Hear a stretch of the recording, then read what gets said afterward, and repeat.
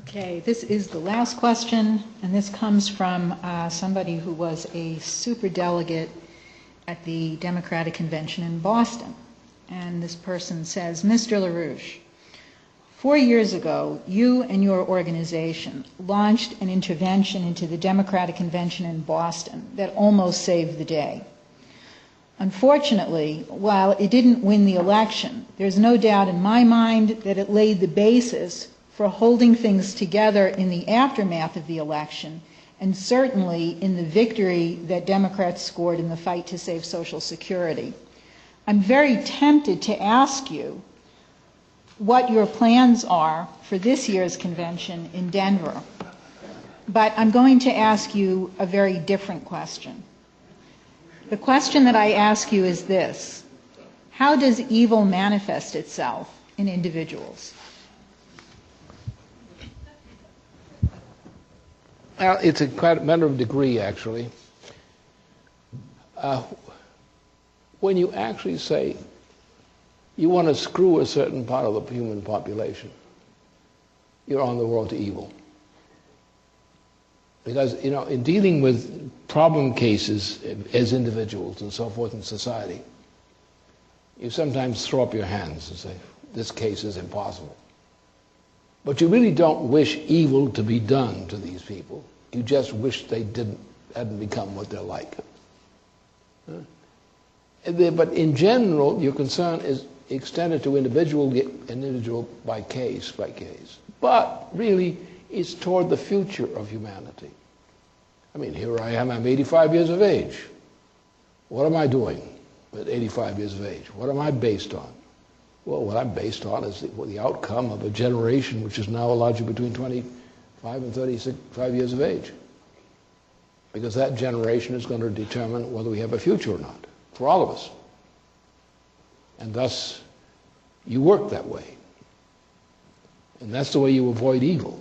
Now, what you have to do, of course, is the other side is, it becomes a religious question, but the religious question is not a religious question in the way that some foolish people like to talk about religion, because what they talk about is their own fantasy life, not reality.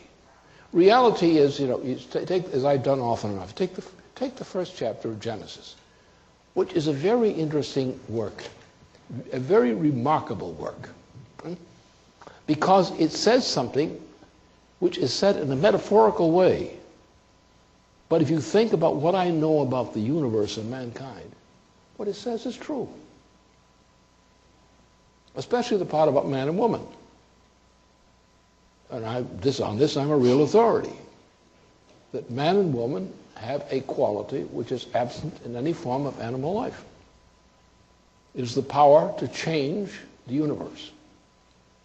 Not all at once, or not with lightning strokes or something like that, but by making discoveries and acting on those discoveries for the benefit of civilization, the benefit of the universe, in fact. This characteristic, unlike that of any animal, is a quality which is transmitted from a living person to coming generations. What you do in the way of adding to human knowledge, of creative knowledge, like a discovery of scientific principles or the realization, or implementation of a discovery which needs to be implemented for the sake of future humanity, that lives on. It lives on as an embedded part of humanity, such that the individual may die as a biological specimen, but what they contribute to society does not die. It does not simply live as something to be remembered, but as in school, it is relived as something, a discovery re-experienced, or action re-experienced by coming generations, which becomes the foundation of their further progress in humanity. In that sense, in a very real sense, in a very practical sense, the human individual who accepts that kind of role in life is immortal. The flesh dies, but the contribution to humanity does not. And the main business of society is to ensure that people who make that contribution, that their contribution is not wasted, is not lost. If that is rejected, Someone says, I, me, I, us, we are going to be the boss. We are going to make it. These other guys, they're going to go. Who cares about them? Look, they're schnooks. That's evil. That's the beginning of evil. And when you start from that, and then you say, well, I enjoy killing these people. I enjoy doing this to them. They deserve it. Ha ha ha. Now you got evil. And there's a lot of it. That's Cheney, for example. That's his wife. That's what Pelosi is doing.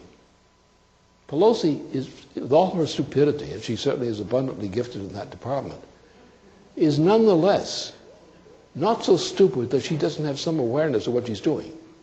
Therefore, she's acting out of evil motives. The evil motive is to be a thing for an evil man, Felix Rohatyn. Huh? That's the problem. So therefore, there is such a thing as evil. But the problem is that people try to simplify this thing in terms of comic book strip kind of things. These cheap shot explanations, like something like Harry Potter or something. And they make a farce out of something which is actually a discoverable universal principle, that mankind is not an animal. We have an animal body, but there's something else about us, something more important, which doesn't die, or shouldn't be allowed to die. And that is the contribution that the human being can make and no other animal can make to the future of humanity and to the future of the universe. And it's the denial of that which is the essential evil.